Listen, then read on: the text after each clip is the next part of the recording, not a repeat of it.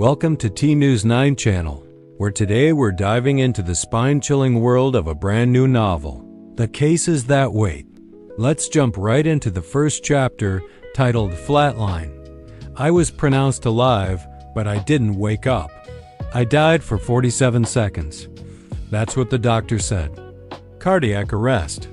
Flatline. Then luck or habit. I didn't wake up after that. They called it a vegetative state. A clean term for a man trapped inside his own head. Machines breathed for me. Monitors counted what my heart barely remembered how to do. That's when the memories came back. Not like dreams, like files reopening. Unsolved cases. Wrong arrests. Faces I avoided thinking about for 40 years. Faces of victims I couldn't save, suspects I let slip away. Each one a ghost rattling the chains of my failures. The weight of it all was crushing. A second death happening right there in the silence of my hospital bed. And then something stranger happened. I heard laughter. Not here in the hospital. Somewhere else. A bar. Smoke. Cheap whiskey hitting a glass. I knew that sound. It was me. Young. Drunk. Angry at a case I had just closed too fast. The scent of stale beer and regret filled my senses, even though I had no senses left to speak of. I saw my younger self, hunched over the bar, a storm brewing in his eyes. I tried to speak. Nothing moved. But somewhere in 1975, I felt my younger self pause mid-drink, as if he'd heard something he wasn't supposed to hear. A whisper from the future? A warning? And in that moment, I knew this wasn't just about memories. It was a second chance. A chance to go back and fix the mistakes that haunted me, to solve the cases that waited. Chapter 2. The First Voice. Every time I drink, someone tells me I'm about to ruin my life. Usually, it's my ex-wife or my captain. But this time was different. The bar was loud, a chaotic mix of jukebox blues and shouting drunks, but the voice wasn't part of the noise. It was quiet, clear, and inside my head, it didn't shout. It didn't order. It waited, patient and persistent. Don't sign it. I looked up from the glass in my hand, scanning the faces around me. My partner, Martinez, was roaring with laughter at something the bartender said. No one was paying any attention to me. The case file sat on the sticky table between us, its pages worn and coffee-stained. An open and shut robbery homicide. That's what the captain wanted, quick and clean. Honestly, that's what I wanted too. Another problem solved, another ghost put to rest. My hand hovered over the signature line, pen ready to close the book on this guy's life, but then the voice came again. You close this, he dies in prison. It was a strange feeling. The voice wasn't scared. It wasn't angry or accusatory. It just sounded tired. So incredibly tired, like it had been trying to get through for a long, long time. I rubbed my face, trying to clear the fog. It's just the whiskey, I told myself. A long day, a longer night. My mind playing tricks on me. But I couldn't shake it.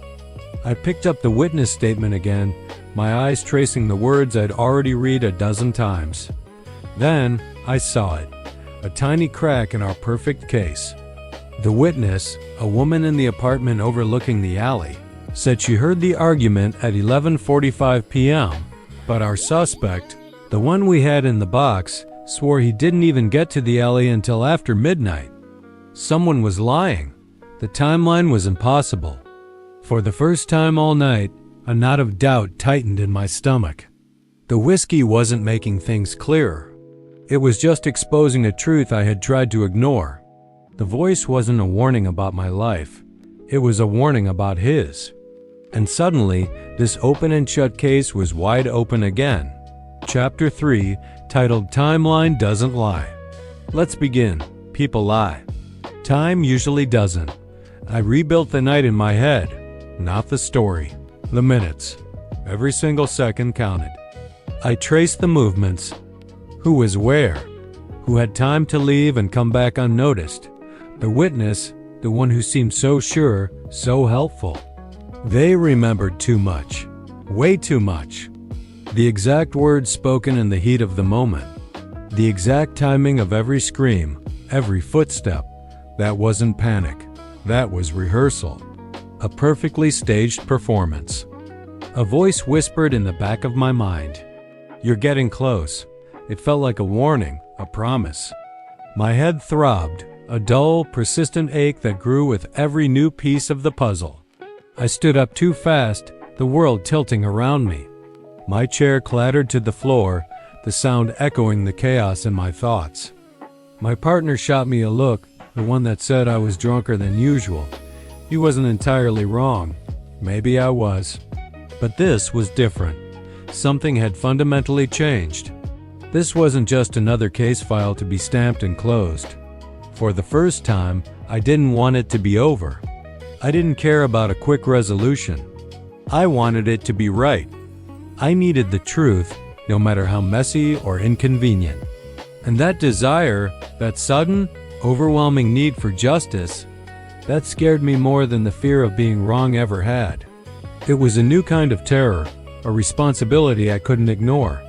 The case had its hooks in me, and it wasn't letting go. Chapter 4, titled "The Man Who Knew Too Much." He said he'd never been there. That was the mistake. The witness sat calmly across from me in the sterile interview room. A little too calm, if you ask me. His hands were folded neatly on the table, his gaze steady. He claimed he'd never set foot in that dark, narrow alley behind the old bookstore. He swore on it. But then, he let something slip, a tiny detail. He mentioned the streetlight, the one at the far end of the alley, and how it flickered. You only notice a detail like that if you've stood under it, if you've seen its inconsistent light dance on the grimy brick walls. You don't see it from the main street. His story was starting to unravel. I didn't call him out on it. Not yet. Pushing too hard too soon can make a suspect clam up for good. Instead, I smiled, a thin, professional smile that didn't reach my eyes. I thanked him for his time, for his civic duty.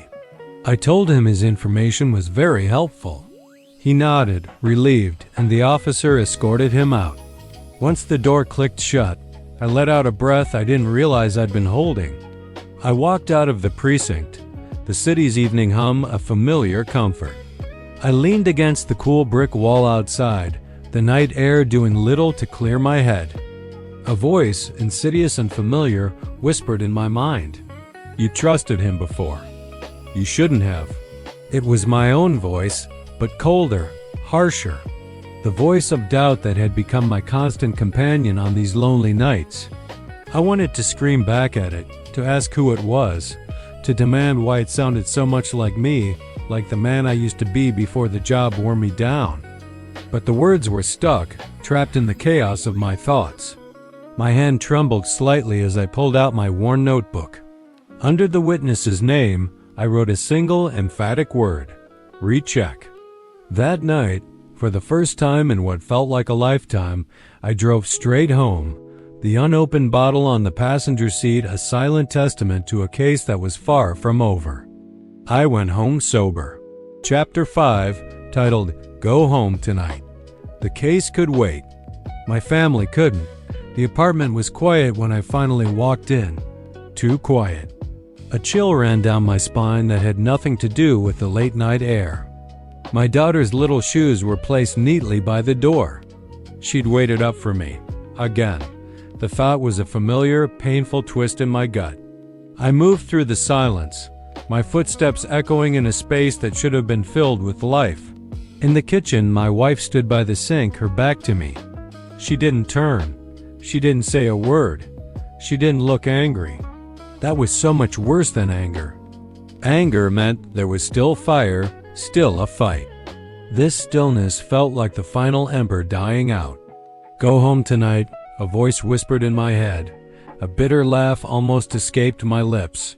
I was already there, wasn't I?